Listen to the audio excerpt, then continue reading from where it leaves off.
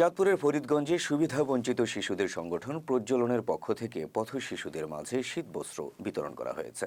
মকবুল স্মৃতি সংসদের আয়োজনে মঙ্গলবার সকালে ফরিদগঞ্জ প্রেস ক্লাব চত্বরে এই শীতবস্ত্র বিতরণ করা হয়। অনুষ্ঠানে প্রধান অতিথি হিসেবে বক্তব্য রাখেন মকবুল স্মৃতি সংসদের সভাপতি লায়ন ফখরুল আহমেদ ফয়সাল। এ সময় তিনি বলেন, আজকের এই পথ শিশুর অবজ্ঞা ও অবহেলায় রাষ্ট্রীয় ও সামাজিকভাবে বিভিন্ন সুযোগ সুবিধা থেকে বঞ্চিত।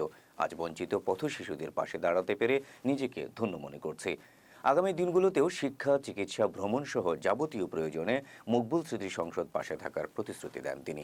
প্রজ্বলনের সাধারণ সম্পাদক শামীম হাসানের সঞ্চালনায় অনুষ্ঠানে অন্যান্যদের মধ্যে বক্তব্য রাখেন প্রেস ক্লাবের সভাপতি মামুনুর রশিদ পাঠান, সাবেক সভাপতি নুরুন নবী নোমান, সহসভাপতি AK সালাহ উদ্দিন, সাধারণ সম্পাদক নুরুল ইসলাম ফরহাদ, সাবেক সাধারণ সম্পাদক প্রবীর চক্রবর্তী সহ অন্যান্যরা। এ সময় প্রেস ক্লাবের সংবাদকর্মীদের একাংশ উপস্থিত ছিলেন।